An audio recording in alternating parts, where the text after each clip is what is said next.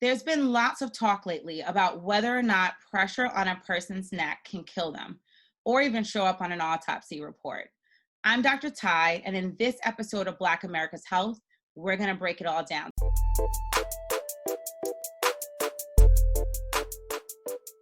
I have with me today Dr. Philippe Douyon to talk about this issue. So there are many delicate structures in a person's neck. Athletes in certain sports have to be mindful of that. And my martial artist friends tell me that certain maneuvers to the neck can actually subdue someone in seconds if need be. So let's take a look inside of the neck. The big veins in the neck are called the jugular veins, and the big arteries are the carotid arteries.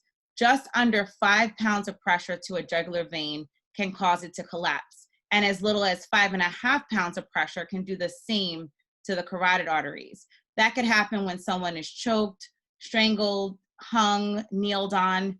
When you look at the windpipe or the trachea, it takes 33 pounds of pressure for it to collapse. The most important point here is that the collapse or breakage of any of these structures can lead to the person's immediate death. So Dr. Douyon, you're a neurologist, which is also a brain specialist. How does applying pressure to these structures affect the brain and ultimately lead to death? So your brain is incredibly important. Every structure that connects your brain and your body is located in your neck. And so like you mentioned, there's a lot of vital structures in there, right? So your jugular vein drains the blood from your brain back down to your heart.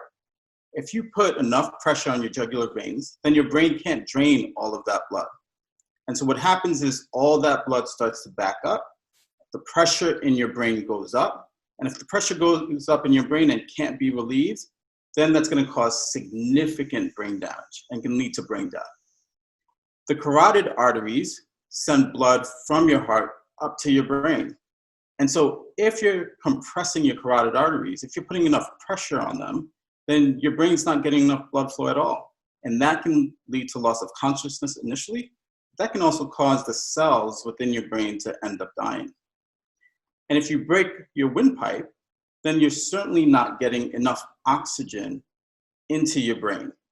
And the cells in your brain need oxygen in order to survive and be able to do the work that they're supposed to do. And there's another spot in the neck as well, the carotid sinus, right? That if you press on it, it can drop somebody's blood pressure to a deadly level and even slow down their heart rate, right? Absolutely. And one thing that people often forget is that your brainstem and spinal cord are located in your neck.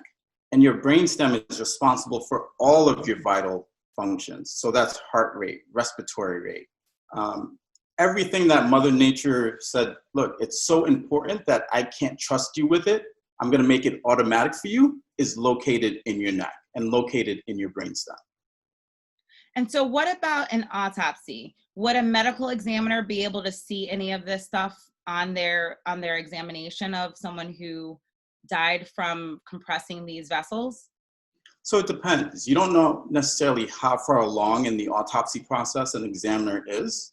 So if they're at that point where they've been able to biopsy the brain, send it off and make slides so that way they can look at the nerve cells, look at your neurons and see how they've died, then they'll be able to tell you. But that stuff is a process and can take a little bit of time. Got it.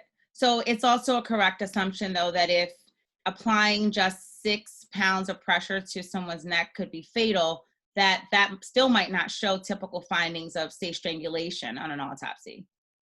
Right. So most people think that when you strangle somebody, that they die because they don't get enough oxygen. But the reality is, when you strangle somebody, most of the times they die because you collapse the blood vessels. And now the brain's either not getting enough blood flow or it can't drain its blood flow. And so that only takes anywhere from 4 to 6 pounds. So it doesn't take a lot of pressure at all.